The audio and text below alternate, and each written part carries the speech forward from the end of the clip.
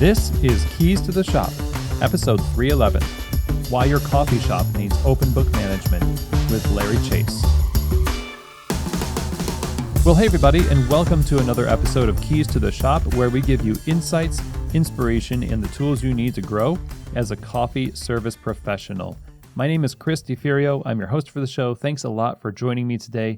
I really appreciate it, and I would really appreciate it if you'd subscribe to the show. There's a lot of content coming out each month, probably about 9 or 10 episodes, and I would love for you to stay up to date. The best way is to just hit subscribe wherever you are getting this show.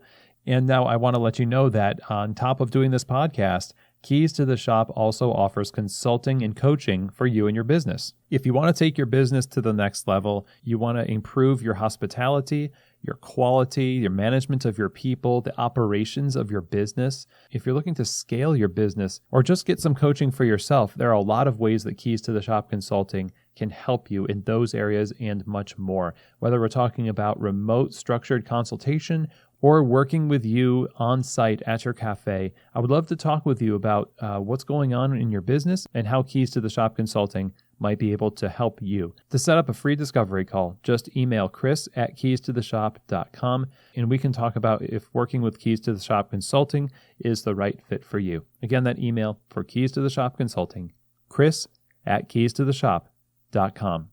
Now, today's episode is brought to you by Prima Coffee, one of the world's best specialty coffee equipment suppliers, and they are all about helping you succeed in coffee through supplying you with amazing equipment, getting you the right equipment for your situation. And for so many people, they want simplicity, they want affordability, and one of the best-selling machines that Prima has right now is the Astoria Practic Avant Extra. It's simple, highly dependable, 4 volumetric presets per group. It has a very powerful heating element and raised groups to accommodate 20-ounce cups.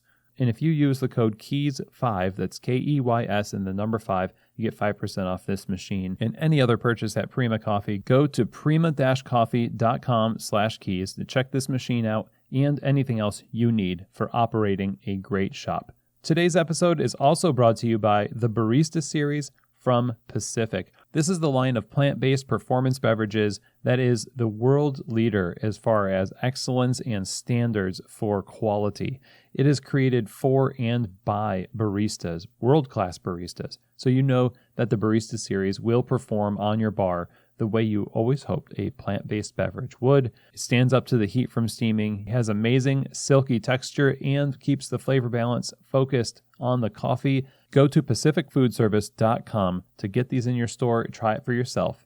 I think you're really going to be impressed. And again, if you're looking to sell your customers the best plant-based beverages, then it has to be the Barista Series from Pacific. Okay, everybody. Well, today we're going to be diving into the topic of open book management and how it can really impact your business for the better. A lot of our financial information is siloed, and people really don't get to connect the realities of the business with what they do in the business. And that's one of the many things that open book management seeks to address. And I think it's really promising for specialty coffee retail. And today, to unpack some of this for us, we're talking with trainer, coach, and open book management consultant Larry Chase.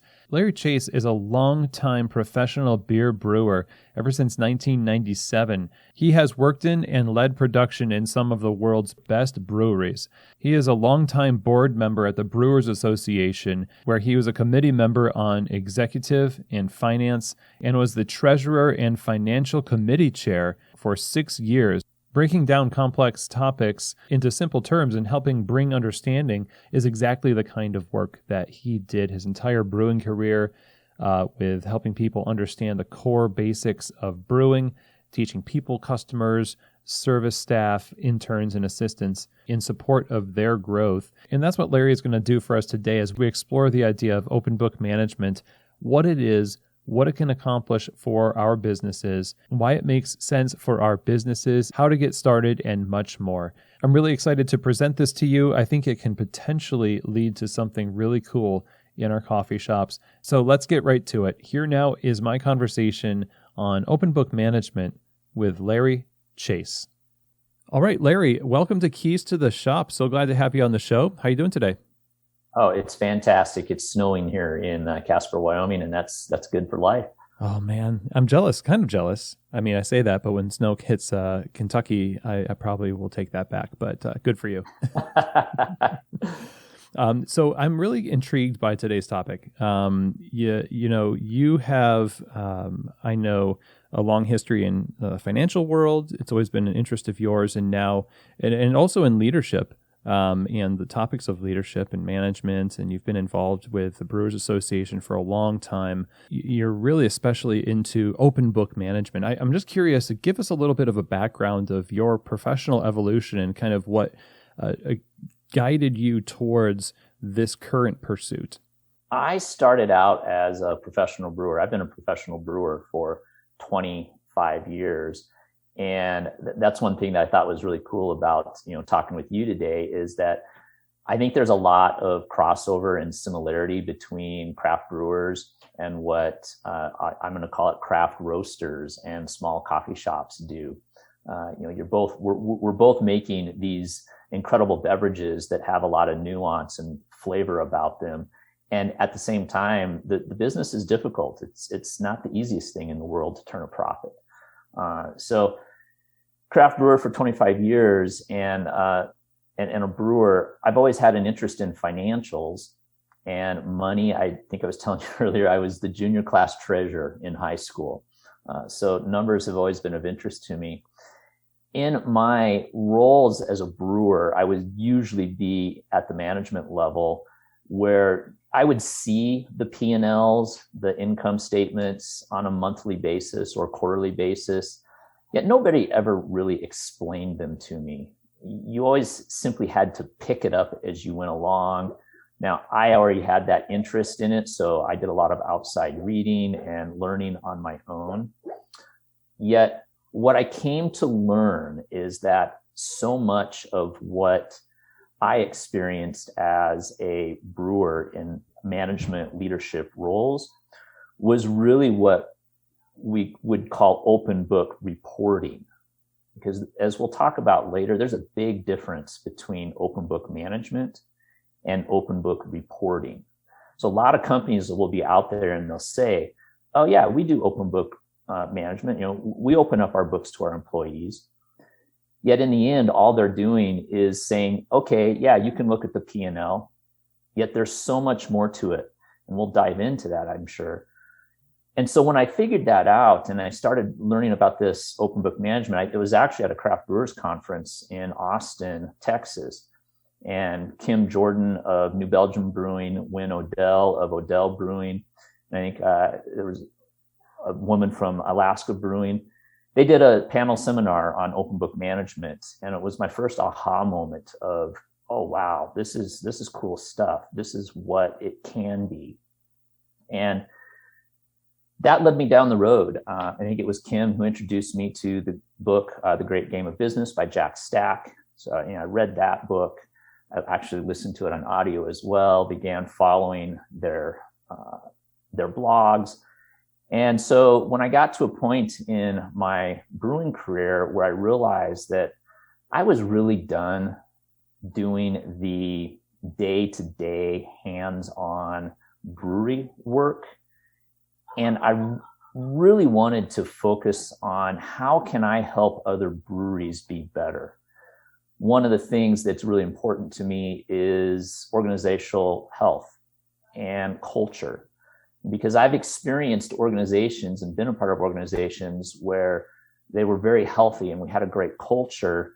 And I've also been on the other end where it's a really toxic culture and you can't wait to get out of there and you dread coming into work. Right. And as I began to figure out what open book management can do and Great Game of Business, that operating system, and how it can have a really positive impact on an organization's culture, an organization's health, the individuals, how it can impact them both personally as well as in their job every day. This is where I want to be. This is what I want to do, and this is how I want to go help. Right now, breweries is part of my focus because that's the industry I know. Yet it's open to everybody. It doesn't matter what kind of business you are. it's definitely something that you can use to create a better business. Let's go from there then and talk about what it is. Like, what is open book management as compared to open book reporting, like you said? And as you talk about that, I would love to kind of get your take on why that difference matters and how you talked about toxic work environments and how something like this can help. I would love for you to tie that in, just because I think a lot of times we think the thing that can help toxic environments is a lot of team building exercises. There's a lot of, it may amount to a lot of superficial treatments, but I get the feeling like this process of open book management is a little bit more in depth than that, and maybe that's why it's effective. So give us a little bit of an explanation and a compare and contrast on this and the difference it makes. One word that I would use to start off is transparency. And that's where open book management can really thrive, because one of the things that it's important for leaders to do and owners of organizations that get involved in open book management is you become more transparent. And in that transparency, you begin to build trust. And when there's trust among everybody within an organization, then you move away from that toxic culture. You move into a healthy organization. There's three components about open book management. One is that you're going to teach, and it's about education. And people, adults, they want to learn. They want to know. And so teaching people about the financials, right? It's more than just opening them up. If you open them up to somebody but you don't understand them, you don't know what it means, well, it's not going to do you any good. It's that, when I mentioned earlier early in my career, I would see a profit and loss statement. I didn't know what it meant. I didn't know how those numbers were arrived at. So one of the first things about open book management is that it's all about education and teaching people financial literacy. It's teaching them, how does the business really make money, and how much money is really left over in profit. There's an exercise that we like to do with new organizations that begin working with us, and it's how much profit does a company really make? And we'll throw up a slide about Walmart. Well, Walmart only makes a little over 2 cents on the dollar in profit. Then there's a survey of a median of about 212 different industries, and that median profit is only about 6 cents on the dollar. We'll ask people, well, what does your company make? And we can get that information. But the key thing about this is that then we ask, what does the general public opinion out there think? And you could even ask this of your people before you even share any of this information. And public opinion generally thinks that businesses out there are making 36 cents out of every dollar of revenue they bring in. Wow. And as owners, that is not the case, right? You're lucky if you're in the double digits in terms of the kind of profit that you make. So that's where that disconnect comes, and where education can really help improve what we're doing as a business when people understand that it's really hard to make money. So education, teaching, that is certainly one component. The next one is accountability, because when we give people the knowledge, one of the things that we can then do is we can give them line of sight. We can talk to them and we can teach them about how what they do in their job, in their role, every single day when they walk in those doors to come to work, how does that impact the success of the business? How does what they do either increase revenue, decrease expenses, and giving them a direct line of sight to their role?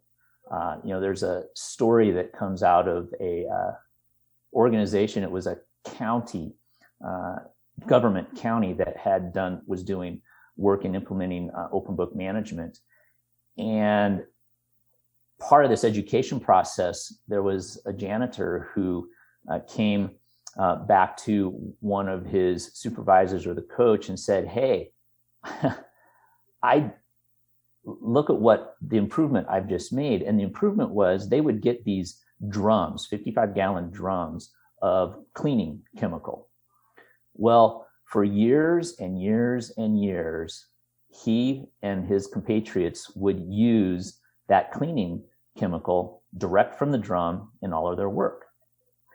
After this education and the conversation about teaching and financials and what is it that you can do to impact, he went and read the directions on the container. Turns out you were supposed to dilute that chemical by a significant amount, right? And so all of a sudden he saw a line of sight of how what he could impact and save the county significant amount of money, because they would use far less chemical at this point. And so when people can see that line of sight of how they can influence and impact and make a change in the organization to the benefit, then people get involved, they get excited. And so finally, you want to reward people for that. So that's where incentives come in. And so you're going to teach people financial literacy. You're going to show them how they can impact the success of the business. And then you reward them when that success does happen. So, there's a reward for winning.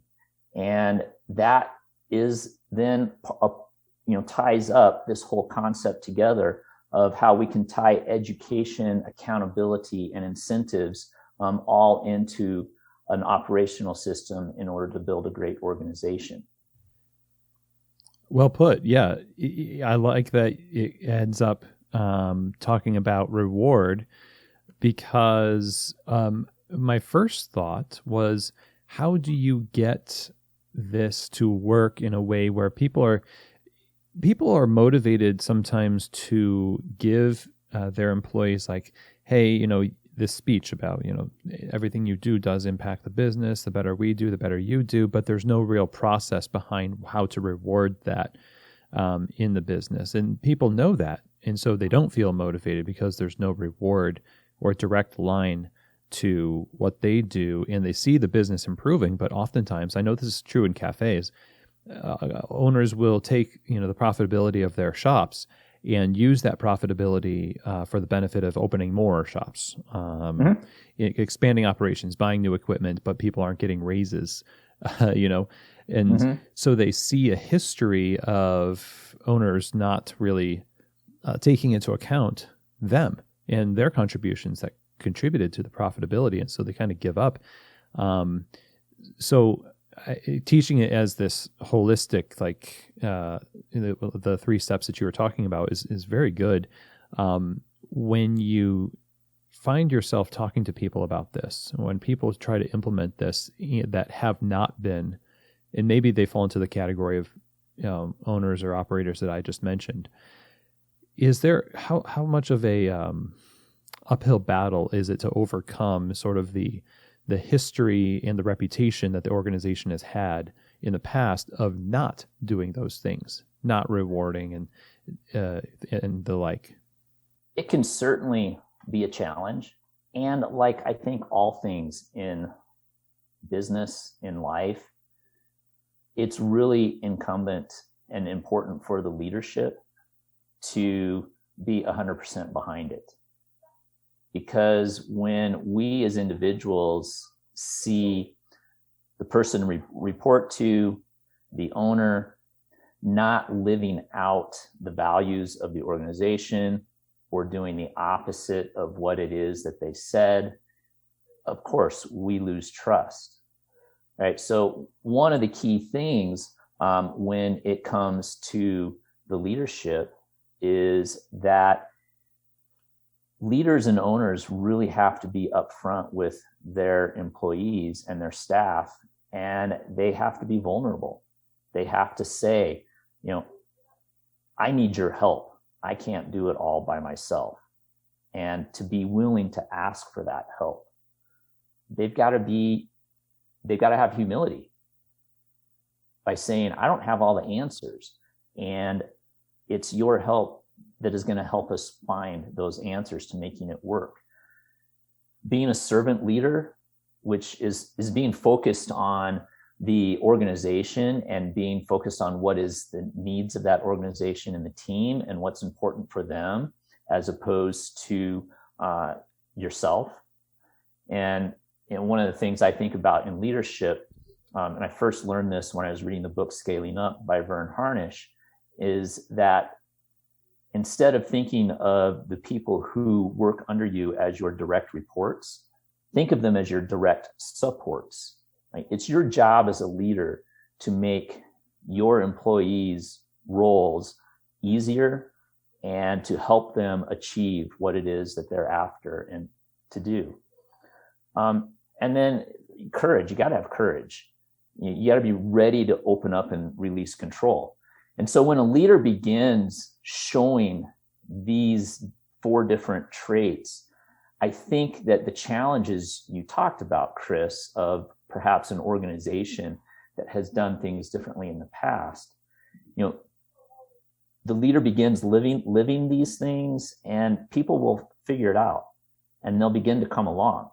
So you're right. It's not always easy, yet it takes work, and you can get there. Would you suggest, and I say this as a kind of a preamble because to my next question, which is going to be all about the process of putting this in place, but this doesn't strike me as something that you need OBM to do. Like, you can start living your values as soon as you decide you want to, or you feel like this is something I actually have to pull up the slack on. Should we start doing this in small ways just with the normal operations and then kind of build up trust and then start doing open book management? Or is it just like, boom, we're doing open book management right away? I think you could do both, because in the end, it's what is the leaders, what is the owner, what's their why?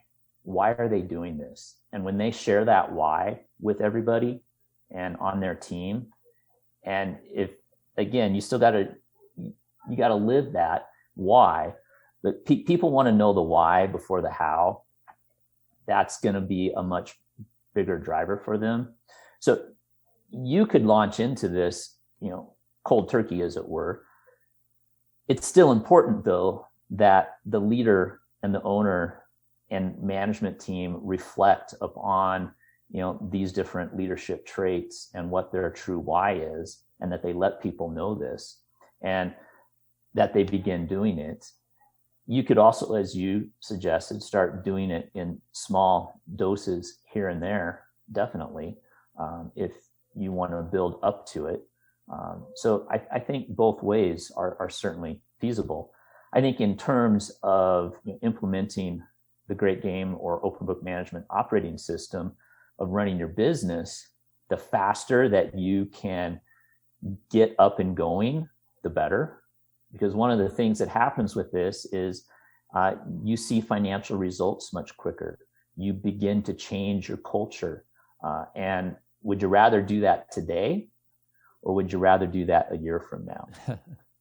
Well, ideally, let's start today. Let's not wait around. Okay, so then the question is, what steps do we need to take to start implementing open book management in our coffee shops, in our roasteries, in our businesses? First, it's those things I talked about already. It's really important that owners and leaders and managers really look into why do they want to do this, and then that they share that why with their teams.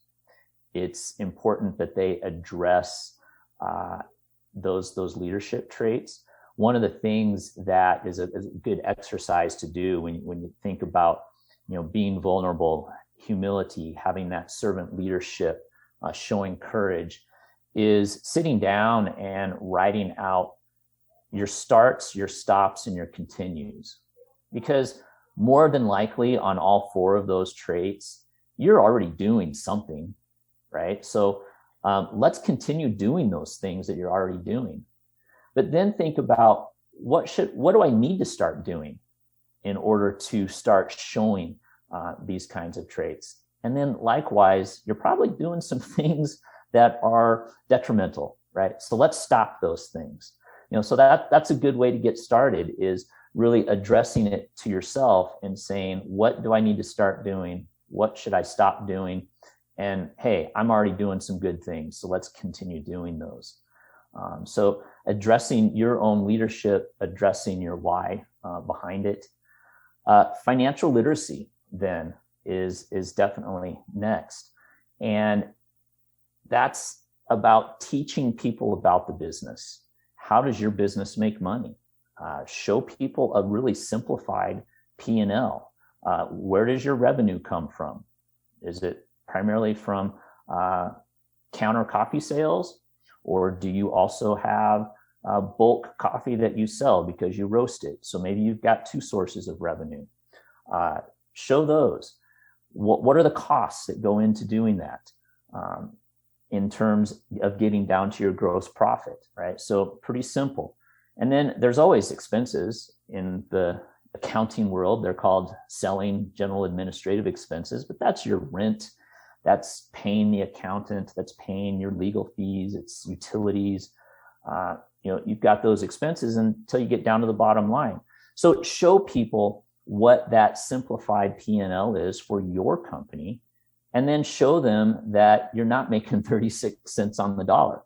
Now, I don't know anything about coffee shops and roasting coffee for bulk wholesale, but my suspicion is that you're not making 36 cents on the dollar. So you got to let people know that how difficult it is to make money, because one of the things that people have these aha moments on is that they think the owner's taking it to the bank, and that the company is probably simply just, living in piles of cash. I always think of that when I was growing up. There was Scrooge McDuck, the comic book of, he was always diving into these big pools of cash. And in reality, that's not business. That's not what is happening out there. So that financial literacy piece is really important as a beginning point.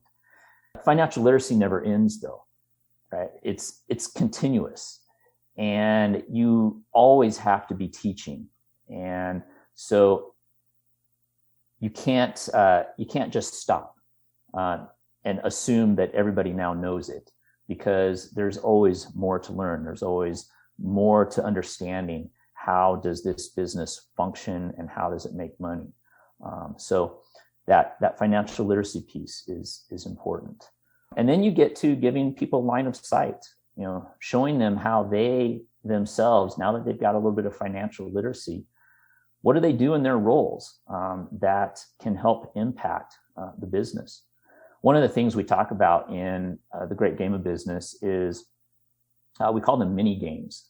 And they are short-term things that they're a way to take an opportunity or a place that we need to improve, and over a short period of time, usually somewhere around 60 to 90 days, we create a game out of it in order to create behavior change, in order to create maybe cultural change. I think about it from the brewing world. Maybe your bartenders are pouring a lot of beer down the drain as it comes out of the faucet, and that's a lot of waste. So a mini game would be over 90 days. You set a goal saying you want to go from this level of loss down to a lower level of loss. The bartenders are all involved in it. There's rewards along the way. And over those 90 days, your goal is to make an improvement. And in that time frame, you are likely going to win, because you're going to make it.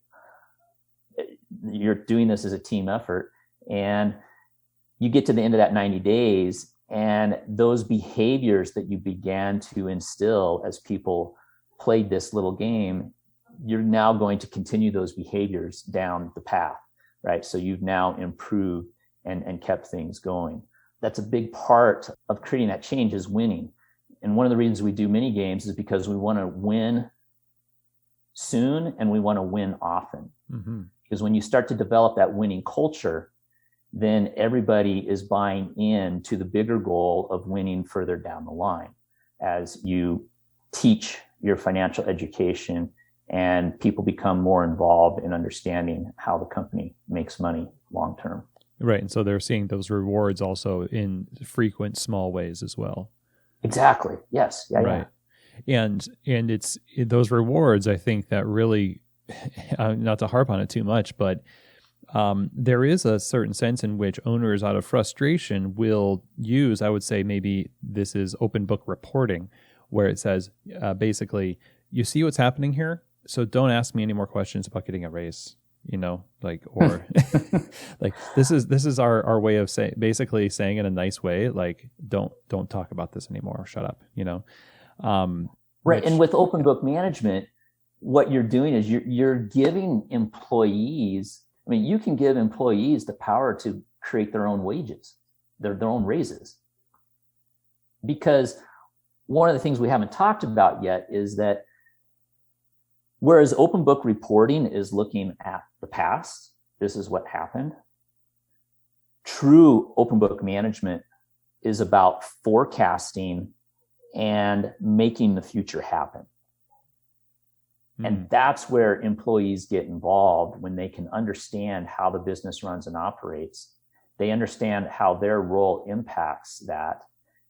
Then employees begin forecasting what's going to happen at the end of the month. When today's, November 1st is coming up, and we're going to create a forecast for what our department's going to do for the month of November. And every week we update that forecast.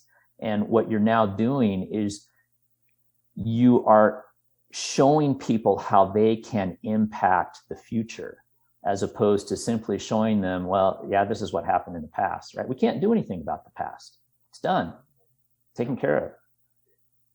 And one of the great things about open book management is that you help people understand that they are the ones who create the numbers. Right? So if you go out and ask people, well, who creates the numbers on this income statement? You might get answers like, well, the accountant does, the controller does, the owner does. The owner, these pieces of paper come out and it's got all these numbers on them.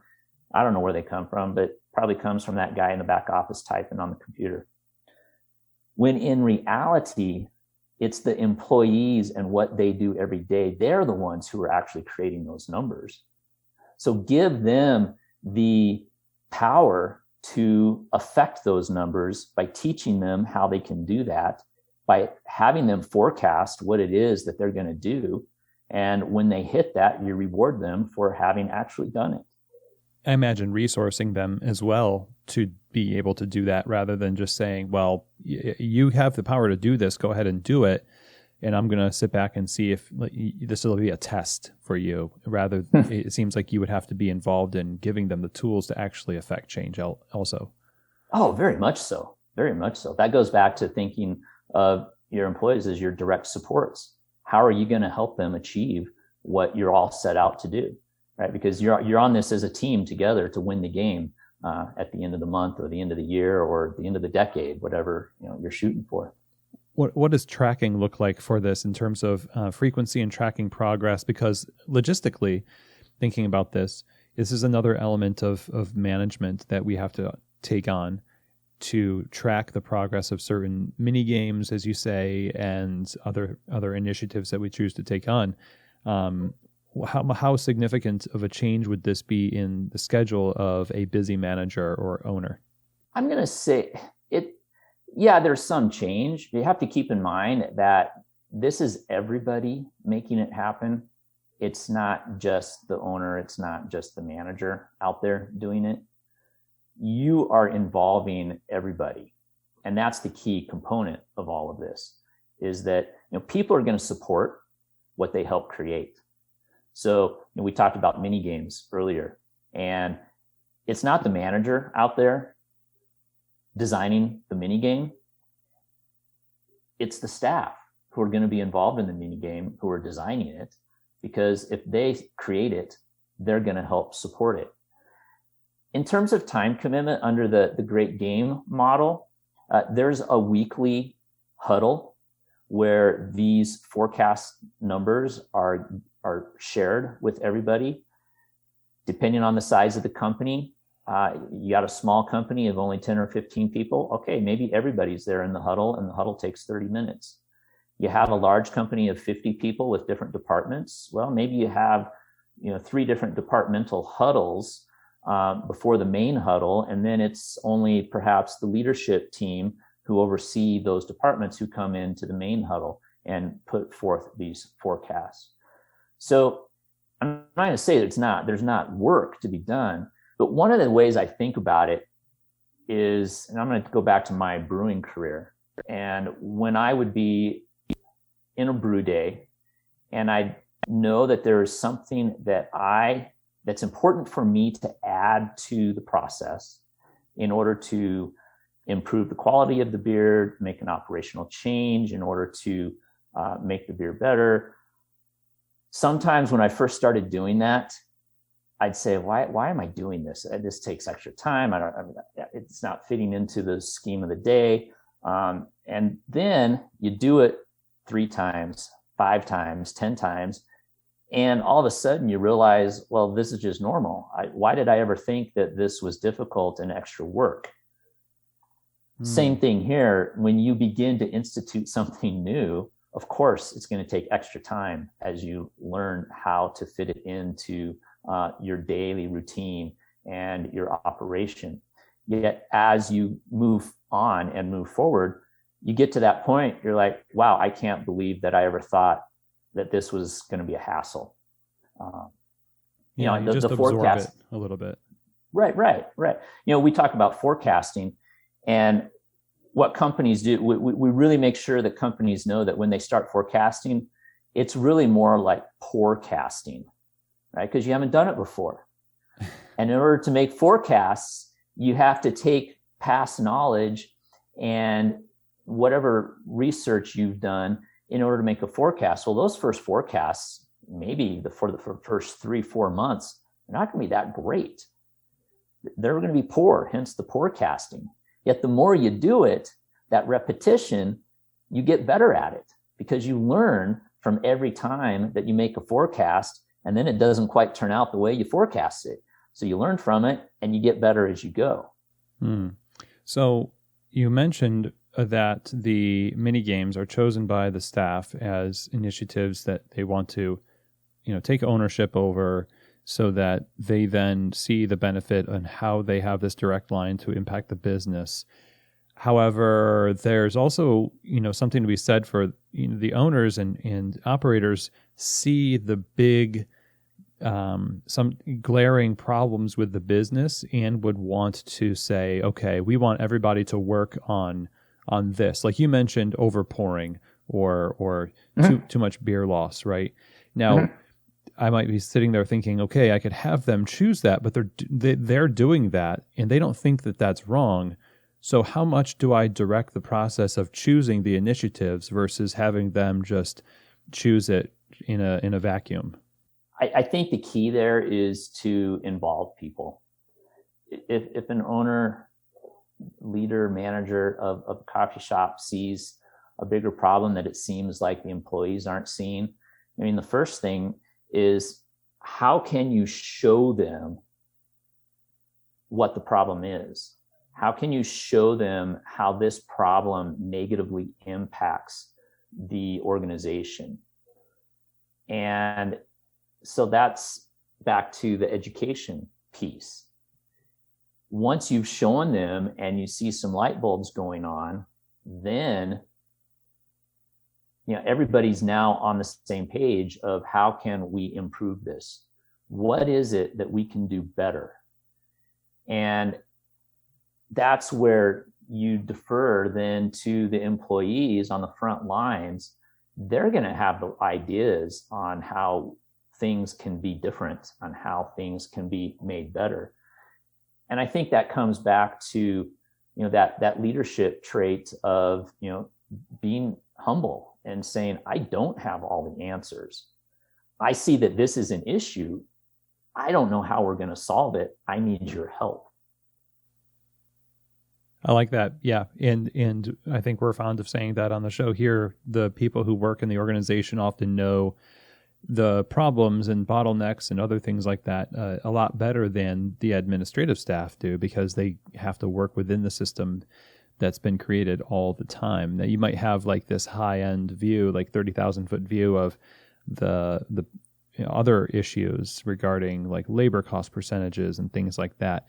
But by involving people in trying to fix labor costs, it might just be like getting down to the feedback from your staff of realizing that they haven't been resourced well enough to close the cafe, for instance, in a timely manner because there's some kind of process bottleneck that could be solved, but they just kind of deal with it. Just like the janitor that was using that cleaning product wrong. We might be doing things in the wrong way, but if we're not incentivized to explore it more, it's easier just to keep doing what you're doing. And I think we're all guilty of that, no Sure. matter what your position is. Sure. Yeah. So tapping into the feedback that your staff can give you is one of those, not to use the word tapped again, but untapped resources in the work environment. Right.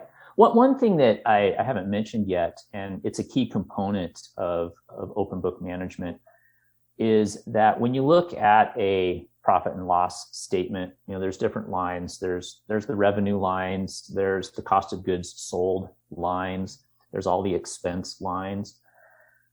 One of the things that happens in open book management is that you give line ownership to individuals. So let's just take an example, and I'm going to talk about a real life example here. From Kirby Lane Cafe down in Austin, Texas.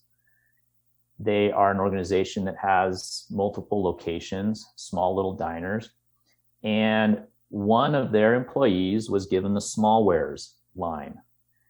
And the smallwares line is the expenses related to ordering all the utensils, the plates, and the things that they need in order to serve the food. Well, he was given the smallwares line, this particular employee. One of the things he realized was that unlike everything else in the restaurant, specifically their food and their beverage, which all had pars to help them know when they needed to order again, they didn't have pars on the smallwares. So he started to create pars. Well, one of the things he began to realize was that they were losing a lot of spoons. And he came to find out when he started counting smallwares every single week that they were losing 150 spoons a week. Wow. So spoons, though, only cost $5 a dozen. This is where that financial literacy came in, was he started to do the calculations on what $5 a dozen spoons cost, 150 spoons a week being lost, times the number of locations that they had. All of a sudden, he realized that they were losing $20,000 a year company-wide because spoons were disappearing. So he came to that realization because he owned that line, right? Nobody in the organization really had gathered what was going on. So they created a mini game, and it was called No Spoon Left Behind. And I don't remember the specific results, but they significantly reduced their spoon loss and ended up saving the company significant sums of money just because of that financial education, that line ownership, and the interest in making a difference because they were empowered as employees to do that. Wow. That's a really cool story. And I wonder how many of us have those kind of hidden impediments to success. The fragility of food service in particular, as highlighted by so many of the closures that happened as a result of COVID. The runway that restaurants and coffee shops have is very, very short in terms of how they could operate in an emergency.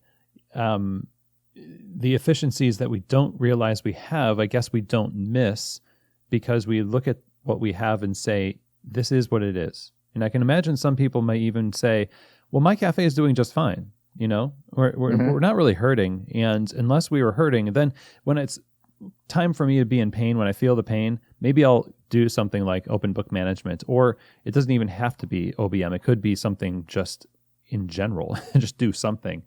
I wonder if you would speak to how you would respond to somebody that says, well, my cafe, my business seems to be working just fine. I don't really think I need something like this right now based on what I see. I think I would start asking questions along the lines of, well, where do you want to be? Where do you want to go? What's your vision for your company down the road? Do you want employees to be involved in making your business better? I'd ask questions. Are you happy with where it's at right now? And if their answer is yes, there's not a lot that I can do to convince them otherwise. It's really incumbent upon an owner to say, I think we can do better. I don't know how, yet I want to do better. And regardless of where we think we are and if we're doing okay, there is always room and opportunity for improvement and for doing better. You have to be willing to explore that and involve other people to get you there. It is a hard ask, I think, for an industry, I think, that has been very much closed book. People don't even like employees talking about how much they make amongst each other. And in the conversation of wage transparency or transparency towards anything related to financials has always been a pretty sticky subject. And my take on that has been, if I can inject my own opinion here, is there's a lot of insecurity with that kind of shows that maybe the financial literacy that we have as operators is not as robust as we think. And so we're protective because we don't want to let people know that there's no rhyme or reason to our compensation structures or rewards or the lack thereof, or maybe we don't even understand P&Ls as much as we think we should. So how would you advise people kind of overcome their fears of letting people in if it's a competency issue from owners and operators that maybe don't feel equipped? How do they go about fixing that first before they start letting people in to see this stuff with confidence? So a few things there. One is that, as it relates to compensation, one of the components about transparency with open book management is that there are definitely things that you don't have to share and you're not expected to share. In fact, compensation and salary information is one of those. You might report it and everybody knows what it is as a one, comprehensive number. Yet there's no requirement that you share individual compensation. If you want to, then that's your choice, but you certainly don't have to. And I think you hit on something, Chris, that definitely there are a lot of owners and leaders out there who financials are not their first thing. They're not experts in it. They may be the idea people and the big picture thinkers, and the financials, they may be as illiterate as their employees are. The thing is, that's okay. And that is really where, if an owner and leader can admit that to their staff, says, hey, we want to make this place better and we're going to learn together. And by the way, I don't know much more than you do, so let's figure this out together. I think that kind of vulnerability is going to lead to significant amounts of trust amongst your employees and your staff. And one of the other challenges, though, and this is a fear, is you're giving up some control for sure. And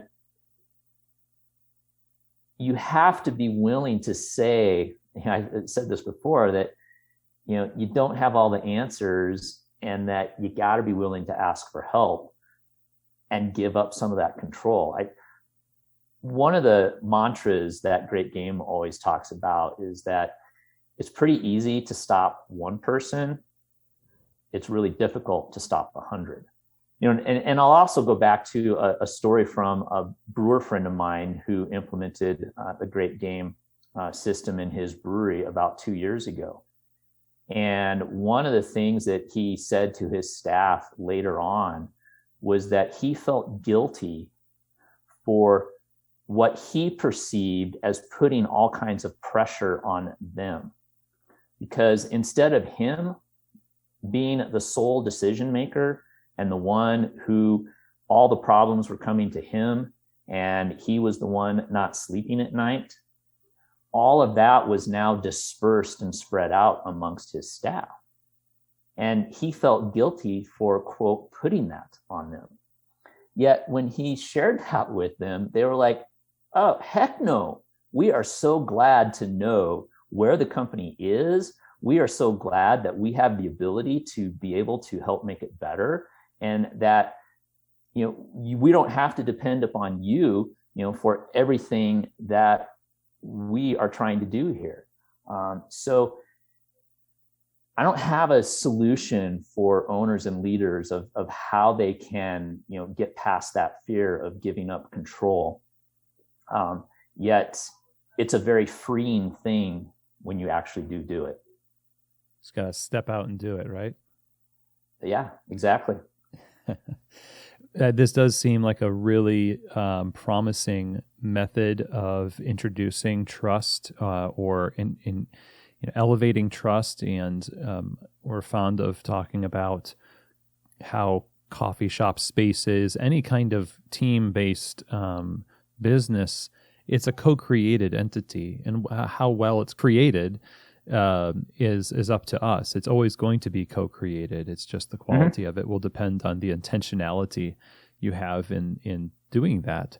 And I think this gives a pretty great framework for helping that along in a lot of very practical ways.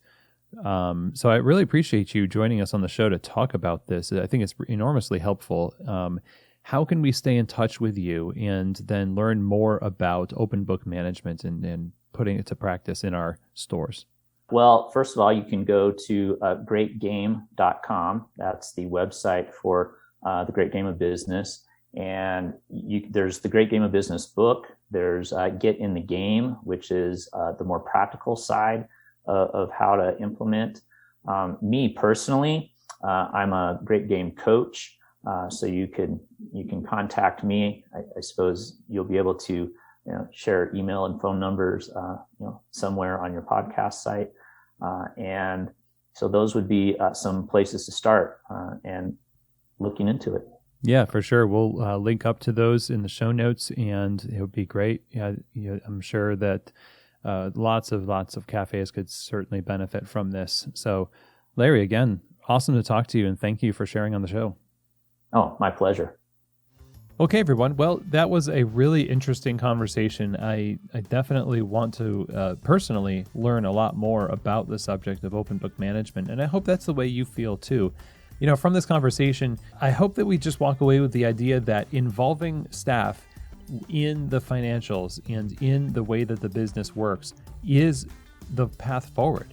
It's the kind of thing that builds a really resilient team, and going about it using the open book management methodology, the Great Game of Business, I think can be really beneficial for you. So a huge thank you to Larry Chase for joining us on the show. If you want to learn more about open book management and the Great Game of Business, go check out greatgame.com and you'll get all the information you need right there. Now, if you have any questions, comments, or feedback from me about this episode or any other episode of Keys to the Shop, feel free to email me, chris@keystotheshop.com. And that's also where you can reach me if you're interested in working with Keys to the Shop Consulting. That's chris@keystotheshop.com. Now, as we talk today about financial literacy and involving your staff, one of the places that provides you with that kind of information and training on so many other subjects is Coffee Fest.